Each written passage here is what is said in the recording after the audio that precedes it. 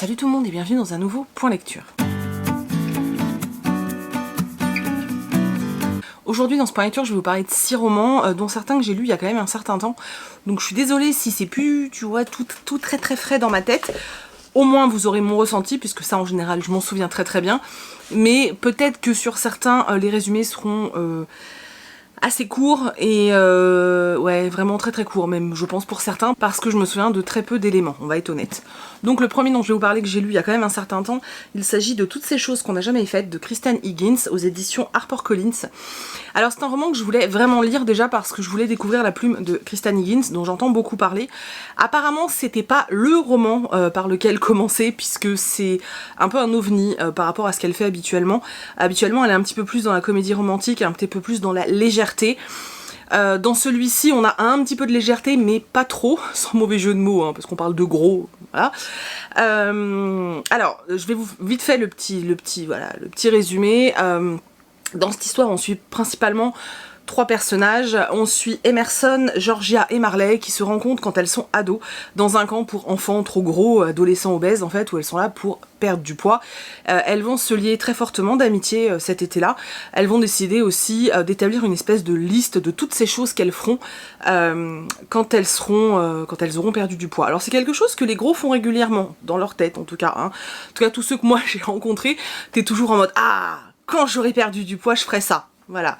Alors je pense que beaucoup de gens le font, mais les obèses un peu plus, parce qu'il y a des choses qui nous sont pas interdites, mais qu'on peut pas vraiment faire en fait, hein. Voilà, saut en élastique, on évite quoi. C'est un exemple. Bref, on les retrouve beaucoup plus longtemps après, puisqu'elles sont devenues adultes. Elles se sont entre guillemets perdues de vue, pas toutes, parce que finalement Marley et Georgia sont toujours amies, vu qu'elles sont en colocation. Elles ont surtout perdu de vue Emerson. Et là en fait elles vont la retrouver parce qu'Emerson est à l'hôpital en train de mourir tout simplement. Mourir de son obésité parce qu'elle est arrivée, alors on te dit pas exactement à quel niveau d'obésité elle est, mais en gros elle est immobilisée et elle est en train de mourir quoi, tous ses organes sont en train de la lâcher. Ça a été, les 50 premières pages ont été très dures à lire parce que justement ces deux jeunes femmes, donc Georgia et Marley, arrivent à l'hôpital pour voir leur amie et en fait elles sont choquées par ce qu'elles voient, elles ne comprennent pas comment on peut en arriver à ce stade-là. C'est ce genre de phrase, alors c'est très réaliste, c'est-à-dire que c'est vraiment quelque chose qui, voilà, oui, que les gens pensent, mais mon Dieu, moi si j'arrive à ce stade-là, je fais quelque chose. Oui, bien sûr.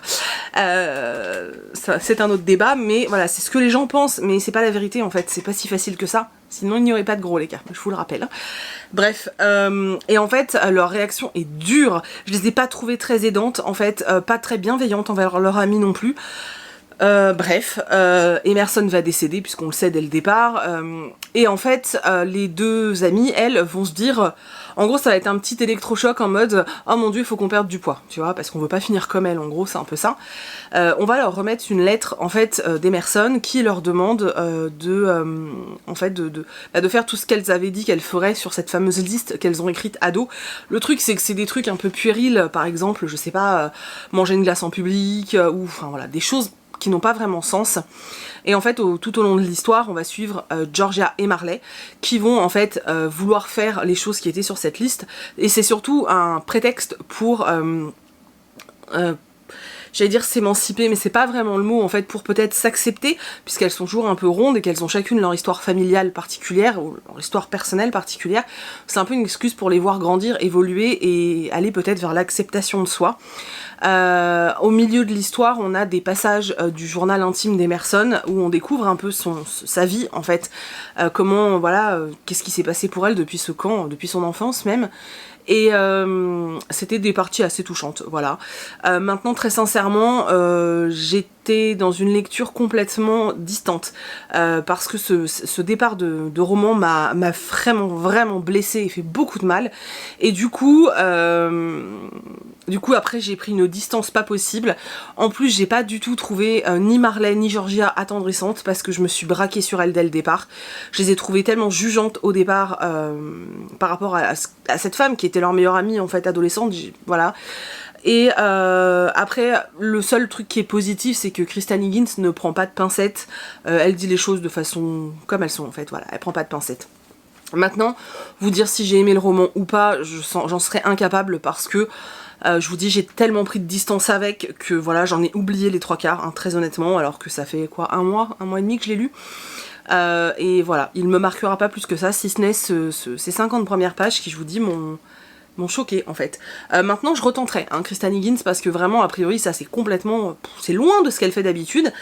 Mais c'est bien aussi de montrer l'envers du décor des gens obèses, des gens gros, d'une façon différente et pas juste en mode ah la grosse c'est la petite drôle du coin, tu vois. Voilà, c'est assez sympa.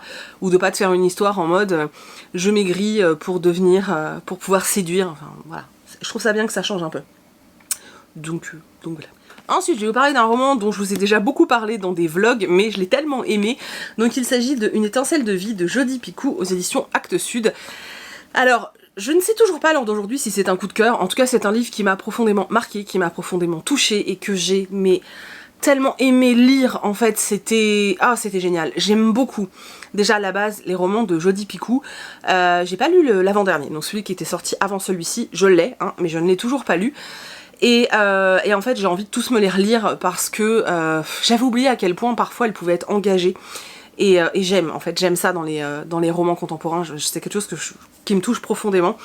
Donc là, on va parler principalement d'IVG, donc d'avortement. Alors, on est aux États-Unis, donc le contexte, tout ce que je vais vous dire, que personne n'interprète ça mal.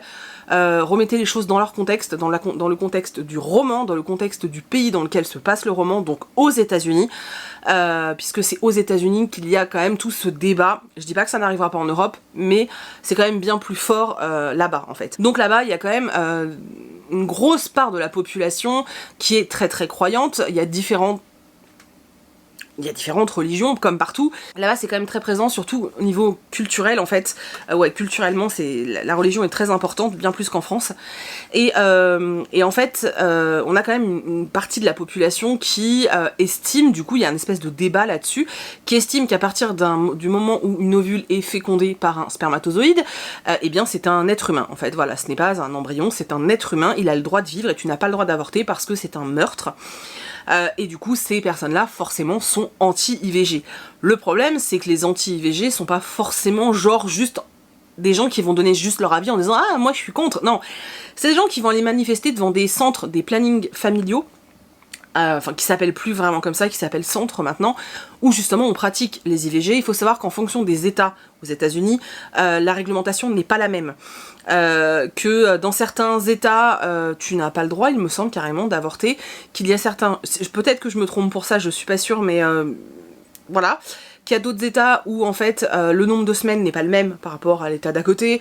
Il y en a pour certains, tu peux faire un avortement chimique, donc en prenant un médicament, mais il faut que le médecin soit à côté de toi, sinon c'est illégal et c'est considéré comme un meurtre. Voilà. Voilà, donc là, ce roman tourne autour de tout ça, en fait, du droit de la femme à pouvoir demander une interruption de grossesse. On va être justement dans un centre, donc ce qu'on appellerait un planning familial, où en fait un homme est entré et a buté des gens et a pris les autres en otage, hein, tout simplement. Et en fait on commence par la fin de l'histoire. Donc on commence par la fin de l'histoire et on va au fur et à mesure remonter les heures pour savoir comment chaque personne est arrivée dans ce centre, pourquoi elles sont là, pourquoi les femmes qui sont présentes sont là, est-ce qu'elles venaient pour un rendez-vous, est-ce qu'elles sont simplement infirmières, voilà, on voit au fur et à mesure, on remonte leur histoire. À côté de ça, on va suivre également cet homme, pourquoi il est là. Qu'est-ce qu'il a décidé à faire ça en fait, parce qu'il y a son histoire personnelle qui rentre en jeu bien sûr, et on va suivre le flic qui est en négociation avec le preneur d'otages, qui a sa fille dans le centre. Il va le découvrir très rapidement, sa fille est dans le centre, il sait pas trop pourquoi, et forcément il va être encore plus inquiet, hein, on est d'accord. Et à côté de ça, on va également suivre une jeune fille qui est à l'hôpital parce qu'elle a fait une hémorragie et en fait, elle a fait une hémorragie parce que le nombre de semaines était dépassé et que du coup elle a commandé le médicament pour interrompre la grossesse sur un site chinois, il me semble, et qu'en fait elle a pas très bien réagi et surtout elle est bloquée à l'hôpital tout simplement parce que ce qu'elle a fait est illégal et c'est considéré comme un meurtre et que du coup elle va devoir passer au tribunal et elle risque la prison à perpétuité. Et on va suivre ces deux histoires en parallèle, on va suivre cette tension dans cette clinique et comprendre toute l'histoire des personnages, et en fait les personnages sont tous hyper attachants. Le preneur d'otage un petit peu moins, mais les personnages sont tous super attachants. C'est assez perturbant parce que finalement, dès le départ du roman, tu sais qu'il y a certaines personnes qui sont blessées ou mortes pendant cette prise d'otage. Et en fait, comme on remonte le temps, eh bien, des personnes auxquelles on se serait peut-être pas intéressé, et ben là, du coup, on va connaître leur histoire et c'est moi, voilà, je pense notamment à un personnage, ça m'a bouleversée en fait. Parce que depuis le début, tu sais que ce personnage est mort, et en fait, tu remontes au fur et à mesure et t'apprends plein de choses sur elle, sur sa vie, pourquoi elle était là, et oh mon dieu, c'était horrible, c'était vraiment horrible. Et ce que j'ai vraiment aimé, en fait, c'est tout le traitement qu'il y a derrière, tous ces questionnements qu'il y a derrière sur justement l'existence ou non des centres pour l'avortement, du fait que il y a une formation particulière pour les médecins, parce que les médecins, beaucoup refusent, hein, il faut savoir, sous la pression, beaucoup de gynécologues obstétriciens refusent de pratiquer des IVG.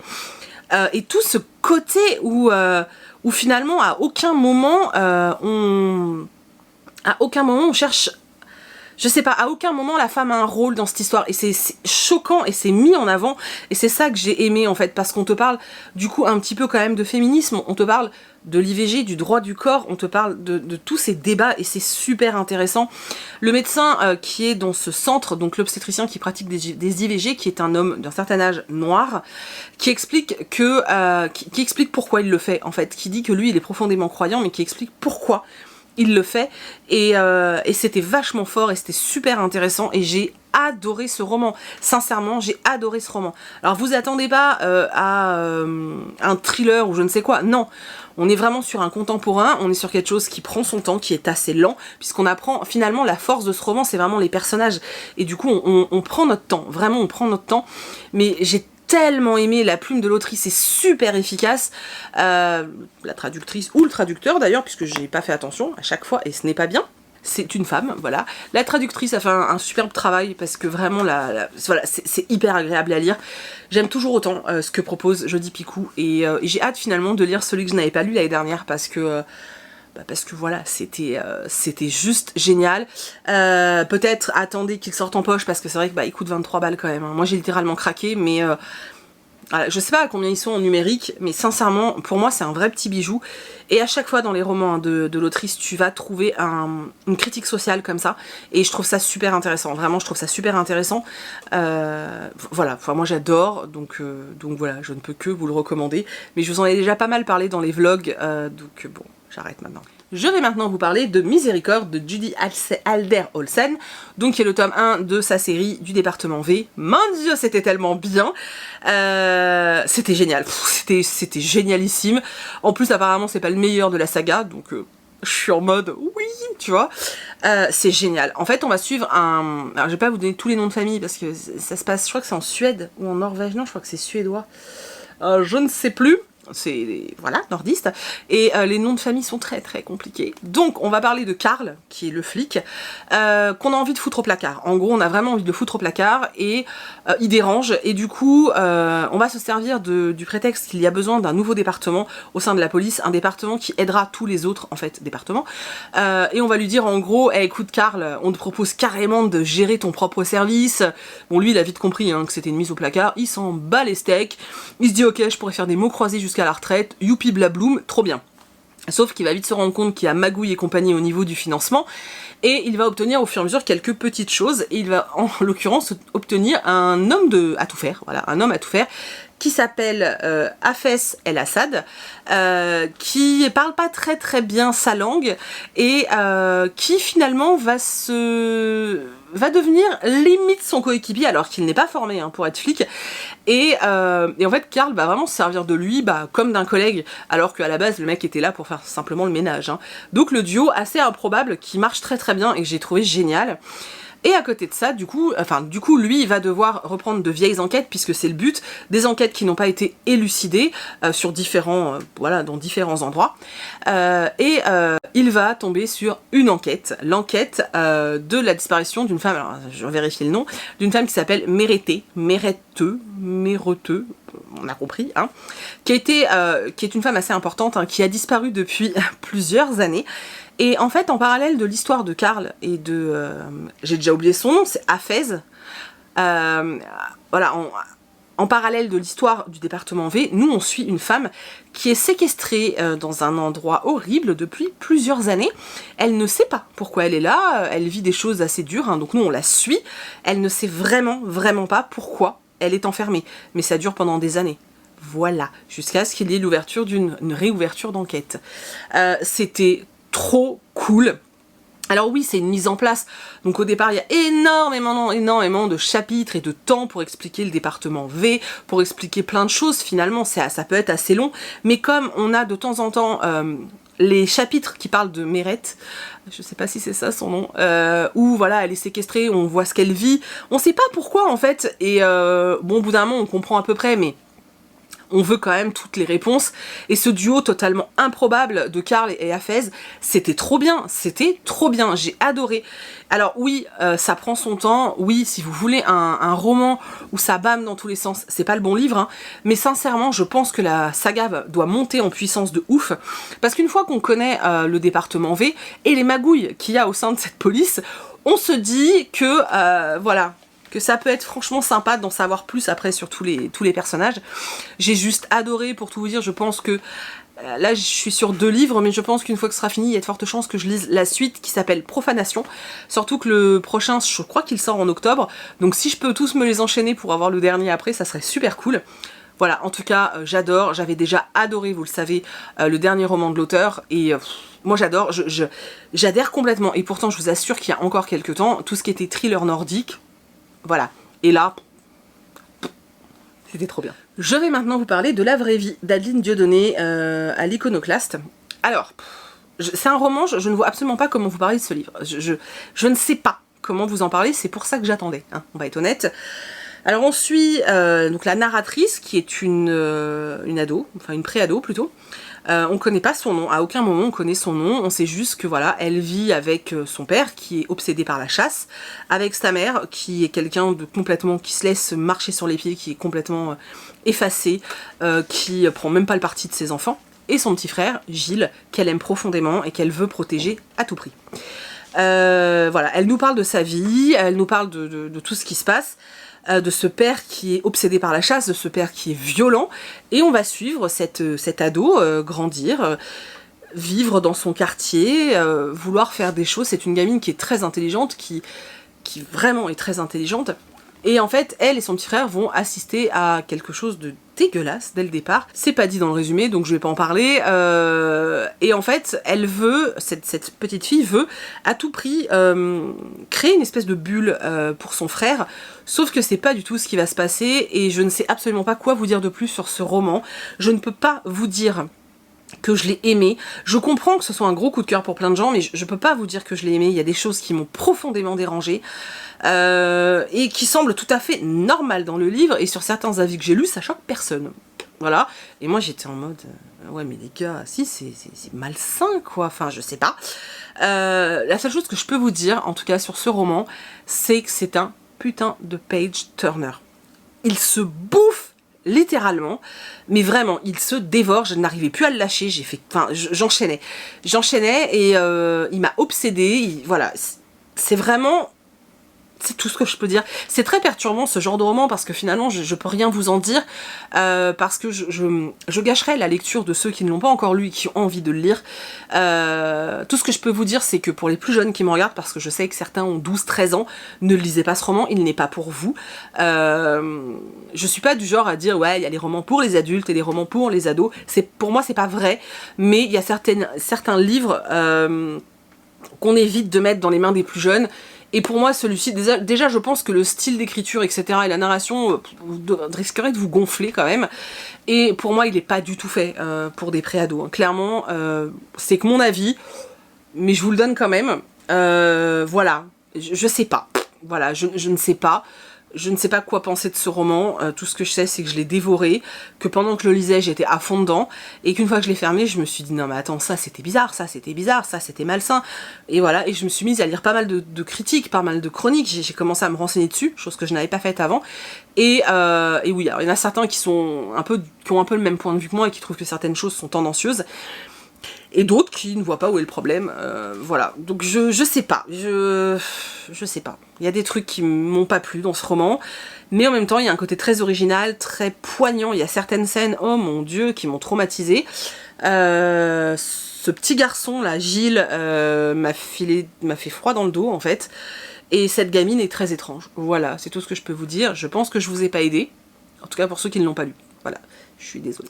Je vais maintenant vous parler de Radéon de Franck Dive aux éditions Scrinéo, qui est un livre en grosse demi-teinte, très très grosse demi-teinte. En gros, j'ai pas du tout aimé la première partie du roman, et j'ai beaucoup aimé la deuxième. Voilà. Alors, on est dans un univers post-apocalyptique, on sait pas grand chose sur l'apocalypse, mais post-apocalyptique, je crois que, alors je sais pas si c'est la Terre qui tourne plus ou si c'est le Soleil qui, enfin voilà, il y a un problème entre les deux, quoi qu'il en soit, c'est toujours la même phase de la Terre qui est éclairée en gros, et en fait il y a deux peuples qui ont survécu, le peuple des Bédouins qui sont un peu retombés à l'âge de fer, il me semble, oui pas de pierre, à l'âge de fer, et les Shabs, voilà, qui eux ont de la technologie, voilà, donc deux univers complètement différents. Nous on suit un jeune homme qui s'appelle Amayaz, qui fait partie des Bédouins, et qui va se retrouver, alors déjà qui était un personnage particulier parce qu'il a une espèce de connexion avec un animal, donc un tigre blanc, non, une lionne blanche, mais c'est terrible, je sais pas pourquoi je veux que ce soit un tigre, c'est une lionne. Donc il a un fort pouvoir avec, enfin une symbiose, voilà, c'était le mot que je cherchais, il est en symbiose avec cette lionne. C'est un fait très très rare, ils sont très très peu à avoir cette relation avec un animal. En général ce sont seulement les Bédouins, les Chaps n'ont pas ce genre de relation avec les animaux, déjà parce qu'ils ne prêtent pas vraiment attention à la nature et aux animaux. Amayaz est issu d'une lignée importante au sein des Bédouins, puisque son père était le chef, ou en tout cas un truc dans ce genre-là. Sauf que son père est mort, Amayaz n'a pas pris, la suite, il a laissé sa place à quelqu'un d'autre. Les deux peuples sont constamment en conflit, et en fait il va y avoir un petit problème, et Amayaz va se retrouver pourchassé par les Shabs, oui je crois que c'est ça comme ça que ça se dit, et il va découvrir cet autre monde, Vendiver, oui, moi aussi j'ai la chanson dans la tête, donc qui est le pays en fait, enfin la partie du monde où vivent les Shabs, et il va découvrir un univers complètement différent du sien, puisque lui il vit dans une forêt, dans des grottes, enfin il n'y a aucune technologie, il n'y a rien, et là il se retrouve dans un monde où il y a de la technologie partout, où il y a des immeubles, enfin c'est assez dingue en fait, pour lui c'est un peu wow, je suis où là, et il va, voilà, il va vivre toute une épopée arrivé à ce passage là. À partir du moment où Amayaz arrive dans cette ville, à Vendiver, j'ai beaucoup aimé l'histoire, pas assez fouillé, pas assez abouti, etc. Mais j'ai bien aimé, j'ai trouvé l'idée assez sympa, ça bâmait assez, en fait le rythme était assez intéressant. Par contre, toute la première partie, oh mon dieu, la première partie où ils sont avec les Bédouins, en fait, ils passent des heures dans la forêt, oh j'en pouvais plus, c'était long, c'était... Ah j'aimais pas, franchement j'aimais pas, non, j'ai pas... Vraiment cette partie, j'ai pas aimé, et du coup je trouve qu'il y a un gros déséquilibre dans ce roman, parce que pour moi la première partie est bien trop longue, la deuxième est pas assez longue, pas assez développée, il nous en manque, on veut plus de réponses, on en veut un peu plus quoi. Et du coup, j'ai du mal à comprendre l'équilibre de ce roman. Après, ça n'engage que moi, mais moi j'ai du mal à comprendre l'équilibre de ce roman, et j'adhère pas en fait. J'adhère pas du tout à ça, parce que pour moi, il y a plein de choses qui sont pas utiles au départ, qui peuvent plomber la lecture, et qui peuvent pousser à abandonner le roman, clairement. Moi j'étais à deux doigts, au bout d'un moment j'étais en mode, j'en peux plus, je m'ennuie en fait. C'est bon, on a compris, ça tourne en rond, j'en ai marre, il faut qu'il se passe autre chose. J'ai persévéré, et quand je suis arrivée après à ce passage où... on découvre ce monde, et pourquoi finalement les Shabs veulent absolument capturer les Bédouins, etc. Là ça devenait intéressant, et là ça devenait un peu plus sombre, et c'était plus voilà, c'était vachement plus sympa. Après il y a un truc qui me dérange dans ce roman, mais ça me l'avait déjà fait dans la précédente saga de l'auteur. Je pense que l'auteur aime vraiment écrire, la plume, le texte, tu vois, je pense réellement que tout ce qui est syntaxe, texte, vocabulaire, c'est quelque chose qui plaît à l'auteur. Je peux me tromper, mais en tout cas c'est le sentiment que j'ai à la lecture. Et en fait, de temps en temps, dans le texte, tu vas avoir une expression ou un mot, et tu te demandes ce que ça fout là, en fait. Limite, tu te demandes si c'est pas un challenge, hein, voilà. Ah. Alors le challenge du jour, c'est de vous placer tel mot. Ok, ça me l'avait déjà fait dans sa première saga où j'avais dû plusieurs fois ouvrir le dictionnaire. Alors c'est bien, hein, j'ai appris des choses. Là ça me l'a fait aussi parce qu'il arrive près de l'arête sommitale. Je vous l'ai déjà dit sur les réseaux sociaux, mais alors l'expression, je suis restée comme un rond de flanc quoi, j'étais. Arête sommitale. Alors oui, j'ai compris ce que ça voulait dire, hein, mais c'est bizarre en fait. C'est bizarre, c'est vraiment, je dis pas qu'il faut écrire, qu'il faut mal écrire pour les ados, c'est pas du tout ce que je dis. Ce que je dis, c'est qu'en fait, ça va pas avec le reste du style. Je sais pas, cette phrase-là, elle arrive comme ça, en fait, et j'étais... Et pour que je la relève et qu'elle me choque, voilà. Parce que je vous dis, vous savez très bien, je pense que maintenant vous avez bien compris, que je suis pas quelqu'un qui s'attache particulièrement au style, que moi j'ai juste besoin d'être emportée par une histoire, emportée par des personnages, et que voilà, même si le style est ultra simple, ou même s'il est hyper travaillé, peu importe pour moi, je prends autant de plaisir en fait. Et du coup, je suis pas quelqu'un qui s'arrête sur les phrases, qui regarde tout ça, c'est pas mon délire. Et là, bah ça m'a choqué en fait. La preuve, je vous en ai parlé sur les réseaux, je vous en reparle maintenant, ça m'a choqué, voilà.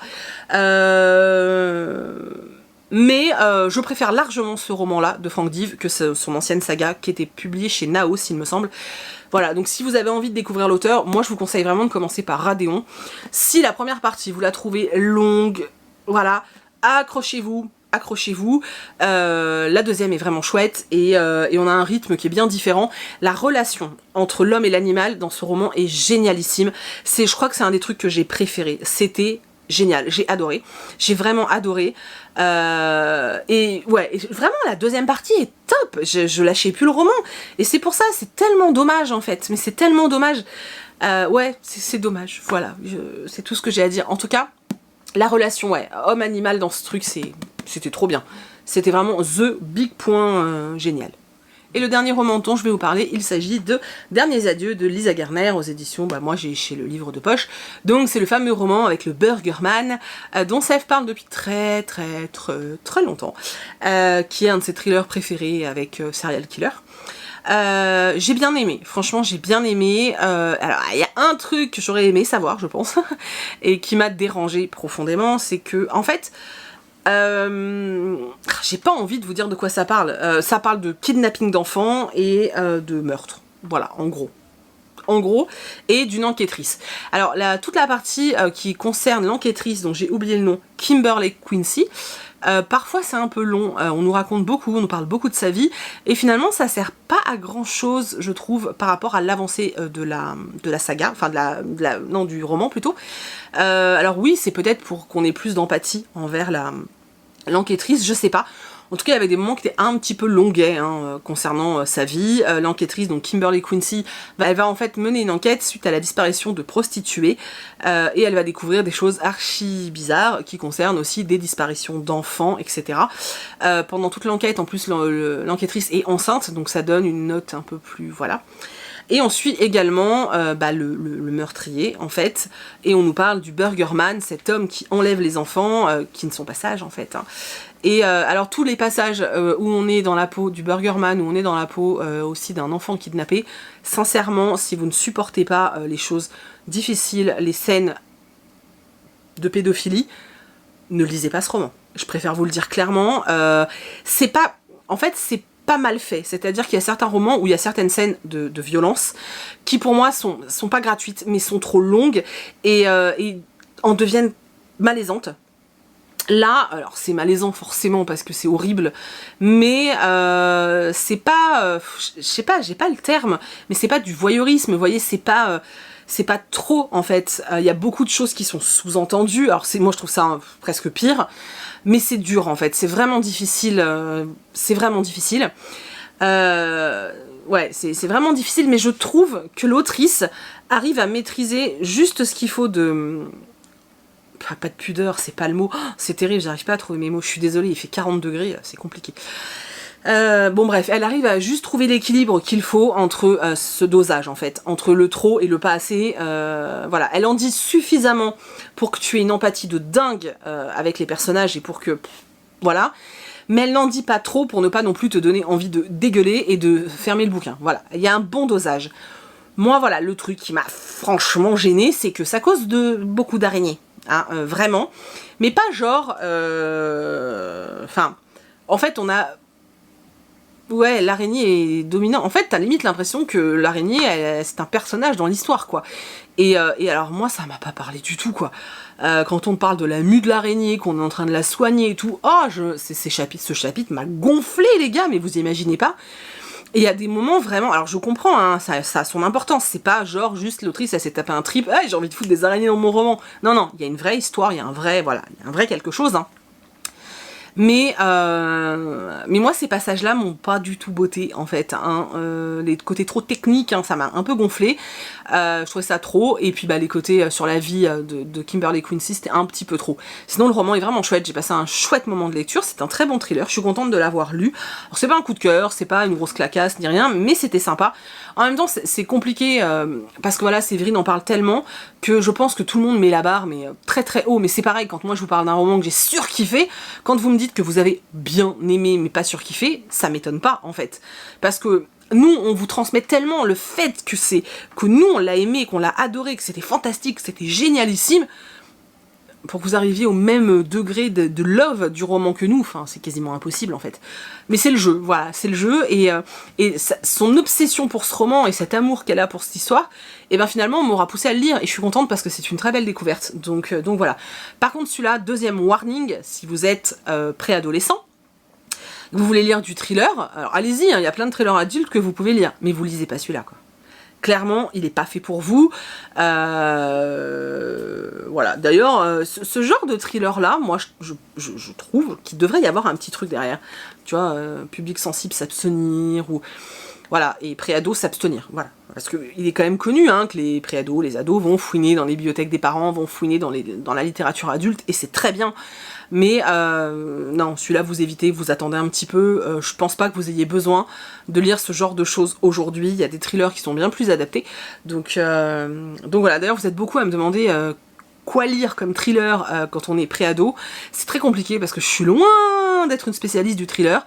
D'ailleurs je suis très bon public parce que j'en lis très peu, je pense que si j'en lisais plus je serais plus difficile.